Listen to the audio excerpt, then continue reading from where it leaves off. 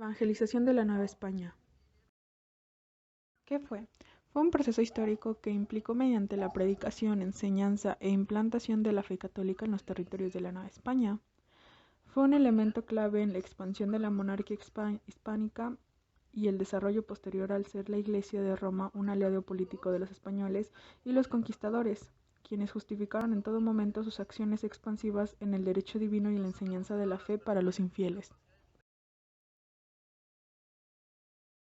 La enseñanza de la religión fue una necesidad primordial al tener enormes núcleos de población en Mesoamérica con un grado avanzado de desarrollo religioso, así como estados teocráticos y prácticas opuestas a principios religiosos occidentales como el sacrificio humano y la poligamia.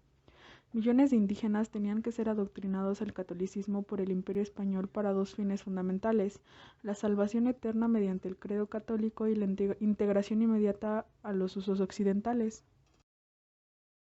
Carlos V y Felipe II fueron los principales impulsores de este proceso, que tuvo como protagonistas principales a los frailes de las llamadas órdenes religiosas, las cuales atendieron las carencias espirituales indígenas con notables soluciones y métodos que incluyeron esfuerzos importantes en arquitectura, pintura, música, teatro, traducción de textos y aprendizaje de lenguas indígenas.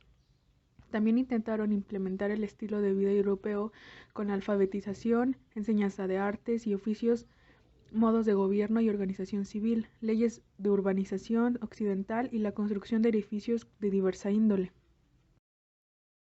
Las órdenes religiosas. Los franciscanos. En 1523 arribaron a la Nueva España 3 franciscanos, dirigidos por Pedro de Gante, Juan de Tecno y Juan de Ahora, pertenecientes a la alta sociedad castellana.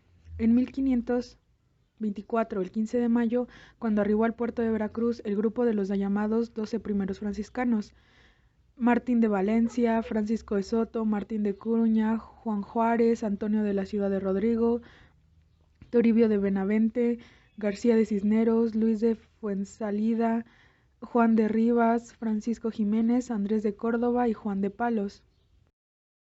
Los franciscanos se distinguieron por su labor evangelizadora. En 1524 llegó una nueva generación de misioneros franciscanos, quienes ocuparon un papel predominante como defensores de los indígenas y de sus tierras. Se establecieron principalmente en Michoacán y Puebla. Un ejemplo de ello es Fray Pedro de Gante. Algunos franciscanos importantes fueron Juan de Zumarra, primer obispo de México, elevado más tarde a arzobispo por Clemente VII. Él jugó un papel importante en la aparición de la Virgen de Guadalupe para atraer a los indígenas al catolicismo. Vasco de Quiroga, aristócrata castellano, fundó el colegio de San Nicolás Obispo, fundó las plantas de los artesanos y campesinos, por lo que fue llamado Tatabasco por los indígenas purépechas. Los dominicanos. Los dominicos llegaron a la Nueva España en 1526 y se distinguieron por su amplia labor entre los indígenas de Oaxaca y Morelos. Los primeros dominicos que llegaron a México fueron 12: Tomás Ortiz, Vicente de Santa Ana, Diego de Somayor, Pedro de Santa María, Justo el Santo Dominico, Pedro Zambrano, Gonzalo Lucero, Bartolomé de Calzadilla, Domingo de Betanzos, Diego Ramírez, Alonso de las Vírgenes y Vicente de las Casas, quienes desembarcaron el 23 de junio de 1526.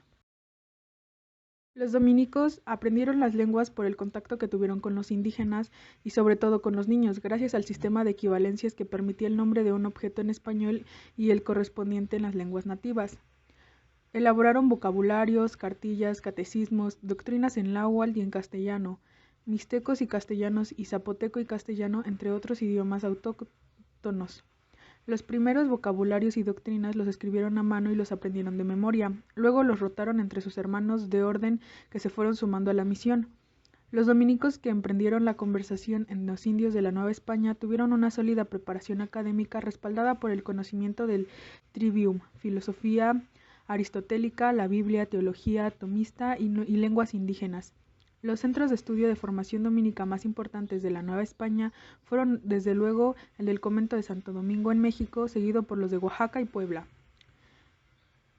Un representante importante es Fray Bartolomé de las Casas, quien presidió la organización religiosa durante su estancia en la Nueva España y en 1542 escribió al rey informándole acerca de la situación social de la Nueva España.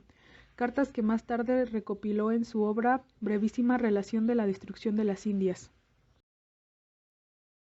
Agustinos llegaron a la Nueva España en dos viajes, el primero en 1533 y el segundo en 1536. El grupo de la avanzada que desembarcó en la Nueva España lo integraron 7 misioneros, que sentaron en las plazas dejadas por miembros de otras órdenes instaladas con anterioridad en los estados de Guerrero y Michoacán. En el norte ocuparon la zona otomí comprendida entre Hidalgo y Puebla, donde iniciaron su expansión territorial. En diversos lugares construyeron templos, conventos, capillas y muchos de ellos perduran como los de Chilapa, Tlapa, Ocuitoco, Pungarabato, San Miguel Toltoloapan y Coyuca de Catalán y Cirandano.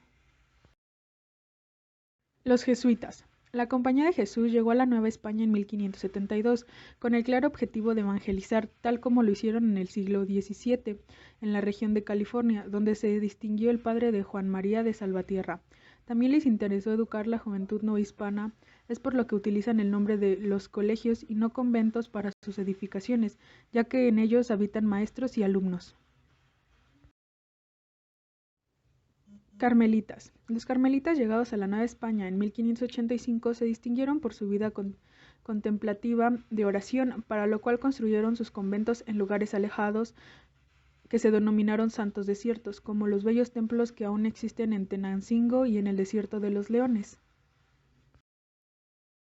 Órdenes femeninas.